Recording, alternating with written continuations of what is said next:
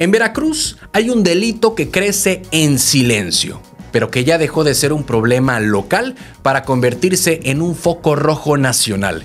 Estamos hablando del robo de gas LP, o como se le conoce en las calles, el huachigás. Fue durante el primer trimestre del 2025 donde Veracruz se colocó en el primer lugar del país por este ilícito, superando a estados que históricamente lideraban las cifras como Puebla o el Estado de México. No se trata solo de números, hablamos de una red que combina crimen organizado, infraestructura estratégica y un riesgo constante para comunidades enteras. Un tema que seguramente no tardará en estar en la agenda de la gobernadora Rocío Nale y del secretario de Seguridad Federal Omar García Harfuch, ante la magnitud del problema y su potencial impacto nacional. El huachigás no es solo un reto para las autoridades estatales. Las tomas clandestinas, los ductos perforados y las fugas han puesto en riesgo zonas densamente pobladas y han obligado a la Guardia Nacional y a Pemex a intensificar operativos. Aquí es donde la coordinación entre el gobierno de Veracruz de Rocío Nale y la Federación será clave, porque la gobernadora podría necesitar del respaldo operativo y de inteligencia que encabeza Omar García Harfuch, sobre todo para desmantelar las redes criminales que operan a lo largo y ancho del territorio y que muchas veces tienen ramificaciones en otros estados.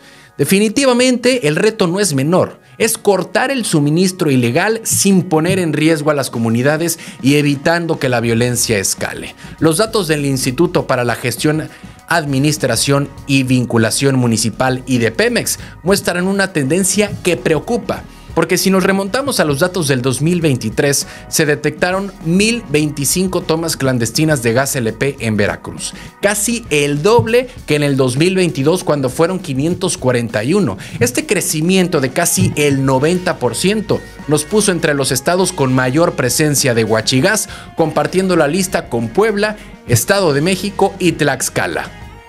Y les digo algo, la tendencia no se detiene. En apenas 3 meses del 2025 ya se localizaron 75 tomas, un promedio de 25 al mes, más que el promedio del año pasado. Veracruz es un punto clave en la red de distribución de energéticos en México. Aquí se encuentra el gasoducto marino sur de Texas, Tuxpan, que recibe gas en Tamiagua y lo distribuye hacia Montegrande y Naranjos, con una conexión en T que lo lleva hacia el centro del país. Además, hay que recordar que desde Coatzacoalcos parte otra ruta fundamental que conecta Puebla, Hidalgo y llega incluso hasta Jalisco. Esta ubicación, que debería ser un activo económico, se ha convertido también en un imán para los grupos criminales que ven en el gas LP un negocio tan rentable como peligroso. De acuerdo con informes de IGABIM y medios nacionales, en Veracruz operan células del crimen organizado y aunque las autoridades estatales no han declarado en medios recientemente, se presume que estas redes no trabajan solas. Para perforar ductos, para instalar conexiones clandestinas y para mover el gas de forma discreta, se necesitan conocimientos técnicos, se necesita equipo especializado y muchas veces complicidad dentro de sectores formales. En el 2019, Pemex reportó pérdidas por 13,000 millones de pesos debido al robo de gas LP. Solo un año después, esa cifra se disparó a más de 30,000 millones de pesos, un aumento del 77% en tomas clandestinas. Pero más allá del golpe económico, el huachigás es un riesgo latente para las comunidades, porque pueden existir fugas, pueden existir explosiones, derrames y contaminación de agua, suelo y aire. Y cada toma clandestina es una bomba de tiempo en medio de zonas habitadas. Eso es lo preocupante. La ruta del huachigás en Veracruz está bien trazada. Municipios como Juan Rodríguez Clara, Tierra Blanca, Tres Valles, Isla, Cosamaloapan, José Azueta y Omealca concentran buena parte de las tomas. Algunos picos históricos llaman la atención, porque si nos vamos a Juan Rodríguez Clara, llegó a tener 108 tomas en solo un año.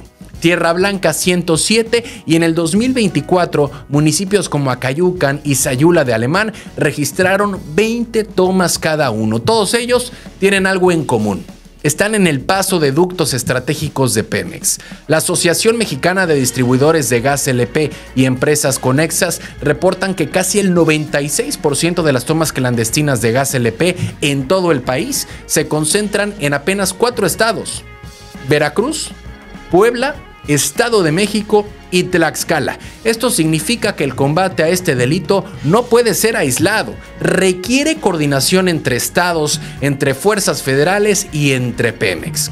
De lo contrario, aunque un estado refuerce su seguridad, el delito se traslada unos kilómetros más allá.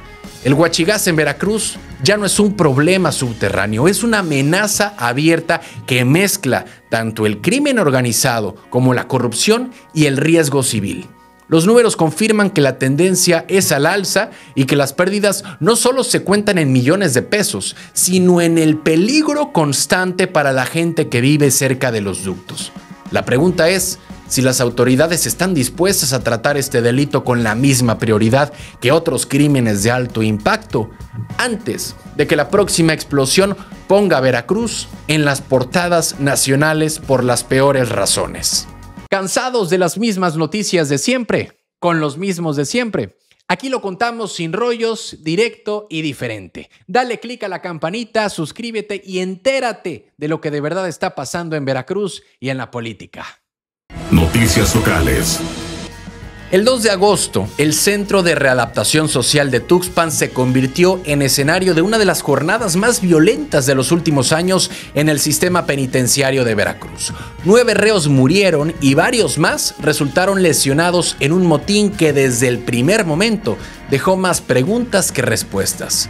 Entre rumores de fugas, intervención de grupos internos y la participación de reclusos extranjeros, la tensión se extendió mucho más allá de las paredes del penal.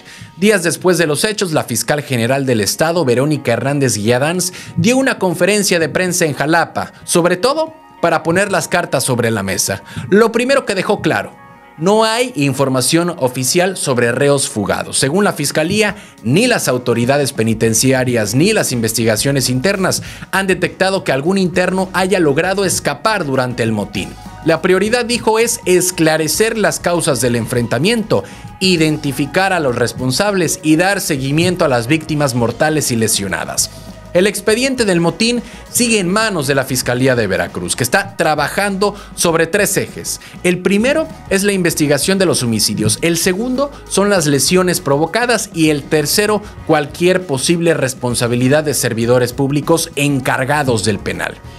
Verónica Hernández Guiadans adelantó que en los próximos días se presentará un informe más detallado, con avances importantes sobre los implicados y las circunstancias que desencadenaron la violencia.